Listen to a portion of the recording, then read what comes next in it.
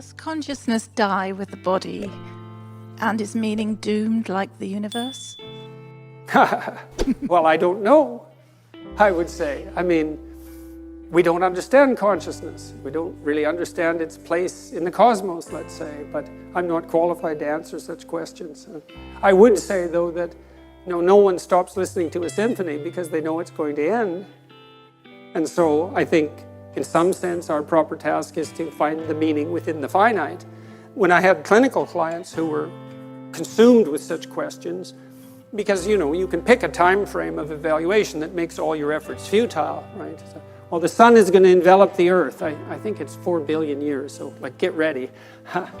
It's like, well, what's the point of stopping this baby from crying when the sun is going to envelop the earth in 4? Well, yeah, you all laugh, right? But that laughter, you see, that's a sign of wisdom. That's preposterous. Why?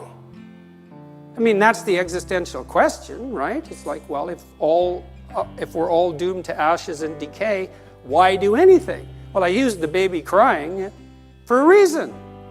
I mean, who in the world is going to use that argument to not feed their baby? Well, why feed that thing? In 4 billion years, the sun's going to envelop the earth. It's like, wrong time frame, folks. And so what I would say, and I did say to my clinical clients, if you're adopting a time frame that makes what you're doing appear trivial, the problem isn't necessarily what you're doing, although it might be, and you have to ask yourself that question because perhaps you are engaging in something that's more trivial than you should be. The problem is that your mind, which is capable of leaping across evaluative frameworks, has picked a time frame inappropriate for the task. So quit doing that. Instead, you could say, well, why don't you practice adopting the time frame that imbues your properly oriented action with the deepest possible apprehended meaning? And why would you not think that the fact that that meaning manifests itself with the proper choice of time frame, why wouldn't you accept the fact that's indication of a valid choice? It certainly feels like it. You know what it's like. You get engaged in something, a deep conversation, a piece of music, a piece of art, something you love doing, someone you love being with. You get engaged in that. You lose your sense of temporality. And you don't pop out of it and think, oh my God, I wish I would have used a time frame that made everything irrelevant because of my, cognitive brilliance. You think, hey, we could do that some more. Like, how about all the time?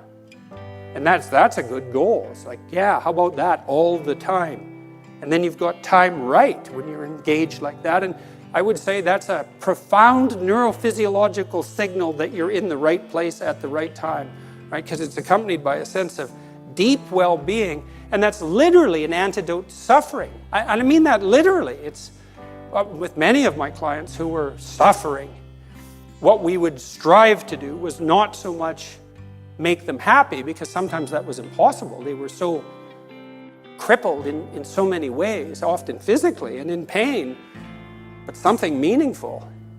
That would keep them going and keep them from straying and keep them from thinking homicidal and genocidal thoughts, all of that. And meaning, that's the antidote to suffering. And the question is, well, how is that best to be found? Well, that's an empirical question. You have to look in your own life and see where meaning glimmers and then pursue that, right? That's what Harry Potter's doing, by the way, when he's chasing the snitch. Just thought I'd let you know. And you win the game if you catch that thing. Well, that's not exactly right. You get 100 points, but it'll do. So, another question. How about you? Hi, thank you very much for the lecture. You talked a lot about meaning, both from perception and in music and art. What do you mean by meaning? What is meaning, and where is its source? Meaning is implication for action or for reorganization of the perceptual frames that frame action. So there. Is that the sole aim of what you find in art and music? Yes, in complex ways. I mean, in music, you find this demand that the music lays upon you to orient yourself in relationship to this harmonious interplay of patterns. And you might say, well, why is that meaningful? Well, that's a good question.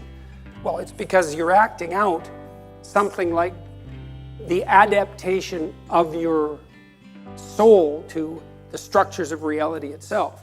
Now, it's done very abstractly because the patterns of music are not precisely the actual patterns of the world, right? They're abstractions, but it's play and representation, and it's art. And so you're acting out the process of optimal adaptation at a very high level. When you think what people are doing, imagine a Viennese waltz, you know? So you have this unbelievably well-trained orchestra. They're all emitting patterns like mad, and they're playing while they're doing that, putting little twists on the patterns so that they're a little novel, a little interesting, even if you've heard the music many times.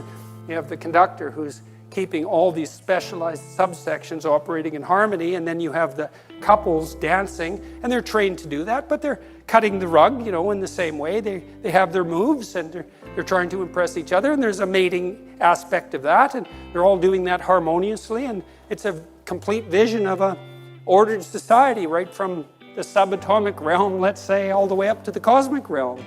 That's all taking place in the dance. And people don't know that, but, well, they do know it too, you know, and they know it in that they're acting it out. And there isn't anything, in some sense, that you know more deeply or believe more deeply than that which you act out. And you're not smart enough to understand the full totality of your actions. I mean, we're not transparent to ourselves. We act out all sorts of things that are stunningly brilliant without realizing it. And it takes, in some sense, it takes often untold centuries for us to figure out what we were doing and why. And so it happens to you, you know, in your own life when you have a flash of insight into your own behavior. That's why I was doing that. It's like, well, you were doing it. Why didn't you know? Well, you're complicated. You're really complicated and certainly not transparent to yourself. And so I have a paper called 3 Types of Meaning. You could look that up if you wanted a more technical answer, but the music answer by example is a good one. And I think people can really relate to it because, you know, the only person you ever hear who says, well, I don't really like music is like, no, that's just a posture, you know. You like music, you just want to be, you know, kind of interestingly different and controversial. And it's really something, right? And it's also interesting that music has this non-propositional structure that's completely opaque to rational argumentation. You know, I used to like to watch punk rockers, yeah, especially the ones who did mosh pit punk rock. And, you know, I went to a Ramones concert once. It was quite comical. I was on the 2nd floor. It was so loud. I couldn't hear for 3 days after this concert because it was a pretty little theater. We sat about 800 people, and they had their stadium speakers in there. It was like sonic wall of sound. And we were above this mosh pit, and there was all these like nihilistic punk rockers down there smashing into each other and throwing themselves off the stage. And I thought, for all this talk of nihilism, there you are dancing to the harmonious patterns of life. It's like, you know, smash the state and all of that. It's like, we'll groove to that. Yeah, it's very comical. So even among the most propositionally nihilistic, they still fall in love with music. It might be harsh and grating to some ears, but you start where you can. And, you know, I liked the Ramones, so that was fine with me. So maybe, yes?